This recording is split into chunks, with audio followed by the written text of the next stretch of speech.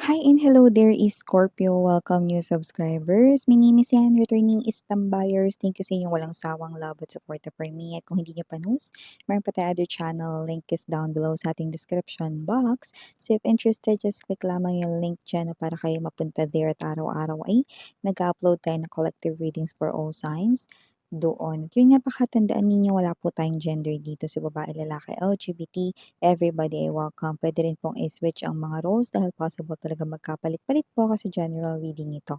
And at the end of the day, lahat ay may free will na free niyong gamitin anytime, anywhere. Cross-watchers ni Scorpio or may Scorpio placements sa natal/birth chart.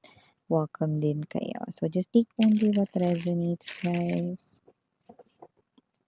Archangel Michael, maraming salamat Angel Guides para sa palagiang presence ninyo sa reading ni Scorpio. Can we get messages right here for them, please? What the Scorpio needs to know? Can you please show me? Is Scorpio. There you go. So let us see what do we have here for ya, guys. You do have here the energy of Four of Wands, Nine of Cups, Three of Coins, Hierophant, Moon energy, Two of Swords, bottom of the deck, Knight of Swords, Temperance, and the Four of Coins. Could be seeing a lot of number fours but doesn't have to be. Just take only what resonates. You could also be seeing repeating numbers or mirroring numbers.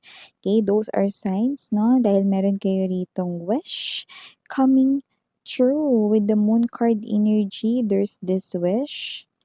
I think you've been holding dito sa wish na to, no? Okay, nang medyo matagal na. This is a wish related to pagpapamilya or sa inyong family, pwede rin naman sa inyong home. Okay, example nito, pwedeng pangarap mo dito makabili, no, ng isang bahay na matatawag talaga ninyong inyo, no? Permanente na bahay, no? So, I think pwede rin yon, no? Sa iba naman, it has something to do with the wish. Yung iba naman, pwedeng related dito, no, sa hindi nabibili sa material world. Pwede rin naman pagkakaayos dito, no, sa loob ng tahanan. At yung iba naman, no, is makahanap dito ng future spouse or future companion. And I think this wish is mangyayari na. Okay, I do see wish, no, being manifested right in here. And the signs are really nagpapakita. You could be seeing repeating numbers, mirroring numbers, angel numbers. Yan. Okay. Wow. So, kahit ano naman yun, no? Basta meron dito ang related sa pagpapamilya, related dito sa bahay, no? Something to do with that. Okay? Pwede ring love reading, iyon, or love wish, 'di ba? So, maliban dyan, nakakuha rin tayo ng energy dito, Four of Wands, Hierophant energy. Yeah, speaking of wish sa love, meron dito na posibleng matagal na kayo ng partner mo, no? And yeah, okay. It's been years, no? Simula lang naging kayo, no? So, waiting ka na lang dito, no?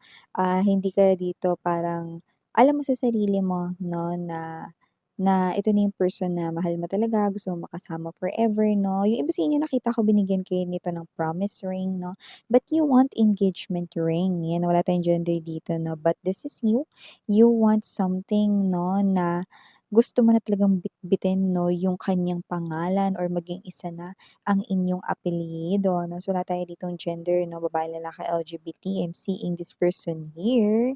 It's a proposal. I'm seeing married couple right in here. I'm seeing two people being bind together with love, no? And it's marriage, okay?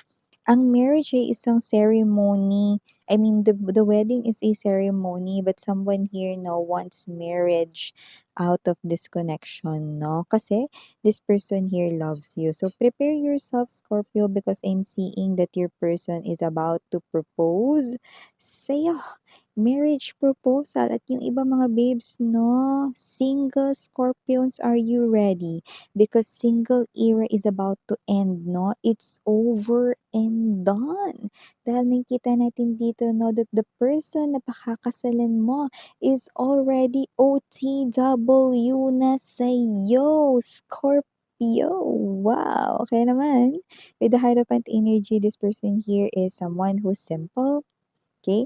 This person loves classic vibe, okay? This person for some reason I'm picking up, no, born 80s, 90s, yan.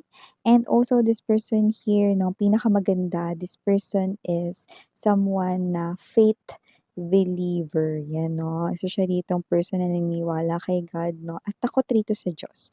So this person here is someone, no, na takot rito, no, na gumawa ng kahit na anong hindi maganda dahil naniniwala siya sa karma. You know, and also this person here is family oriented with the Four of Wands energy. This person here, I think he or she loves his or her mom so much, okay? Family oriented siya dito at mahal niya talaga dito ang kanyang parents, no? Especially his or her mom. Yan, okay? So, maliban dyan, nakuha rin tayo ng iba pang messages right here for you, Scorpio. Three of Coins energy, Two of Swords, no, Temperance. It looks like meron ka ritong hinihintay na parang pinagbubuhusan mo rin rito ng atensyon, no, ng effort, may kinalaman sa trabaho, no. Pero parang may energy ka rito na yung hinihintay mo baka pwedeng mapunta sa iba, no. Might be promotion, might be credits, no, or might be compliments, no, na dapat ay for you pero iniisip mo mapupunta sa iba, no. Hindi. Hindi mapupunta yan sa iba dahil unang-una, no, ibinibigay ito sa'yo ni universe, no. Sa'yo daw ito. Two of Swords energy, release that doubt, no, because I'm seeing na itong pinaghirapan mo ay hindi pwedeng mapunta lang sa iba ng ganun-ganun lang, no. I'm seeing that with the Three of Coins energy, ano man yung hinihintay mo when it comes to your money, coins, it could be promotion in your designation or occupation, whatever your profession is Scorpio, I'm seeing you being upgraded dito. Upgraded ang iyo dito na designation, skills, and iyo rito, no, na talent when it comes to your work, no, plus mag-a-upgrade din ang inyo rito, no, na credits, no, income or salary, no, at hindi lang yan, you will also gain more respect sa iyong mga co-employees or mga colleagues, mga katrabaho mo rito, co-workers right in here, you know.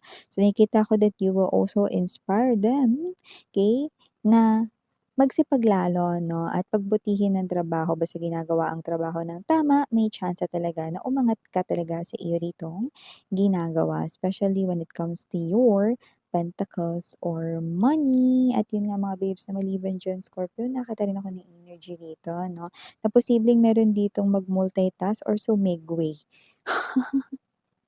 Ano yun, miss yan? Maaring meron ditong nagtatrabaho habang naglalaro. Ayan, no? O pwede rin naman na meron dito, no, na nakikipag-date tapos nagtatrabaho. Parang nakikita rito sumisegue, no? So, may energy yung ganun. Yung kunwari ganito, may date ka, no? Pero nilabas mo yung laptop mo.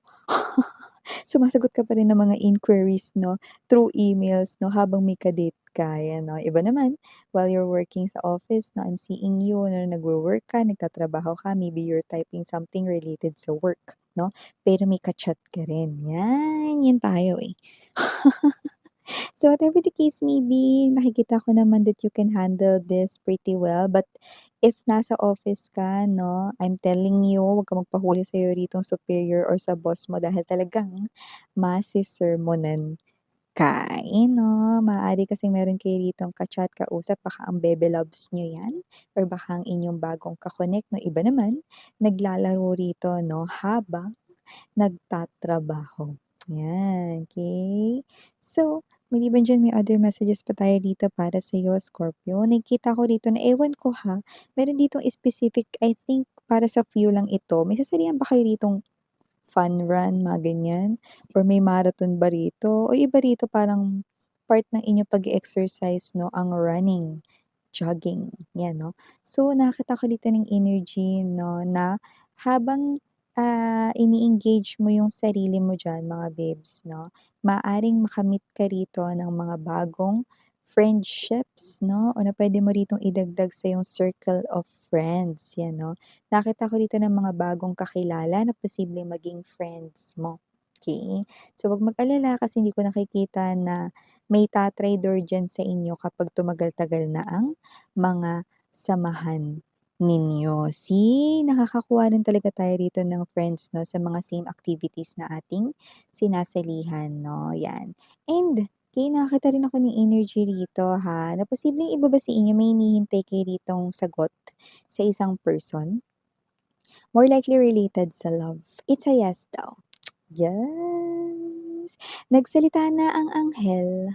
It's a yes with the temperance energy. So, if you are asking if may chance ka sa matagal mo nang nililigawan na yuritong crush, it's a yes daw. It's a big check. It's a big yes. Okay? At yung iba naman, pwedeng kayo to, no, na iniisip ninyo kung liligawan niyo ba itong person na to, may chance ba? It's a big yes. Kaya naman go ahead, no? Make some kind of bold move because it is yours. Yan, no? Kaya naman kung ano man to, especially when it is related sa love, ang inyo ritong patience, no, ay talaga namang masusuklian.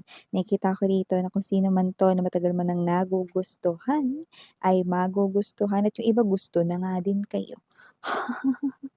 Kaya naman, mataas ang tsansang magtagumpay kayo rito. Yes, may success dito. Ang taray, may sumakses. So, ito yung mga messages right here for you, Scorpio. Thank you so much, mga babes. Again, I'm Yuriana Ani. For the girls, Inyana, do not for the boys. Sarang hiya, love and light. Annyeong.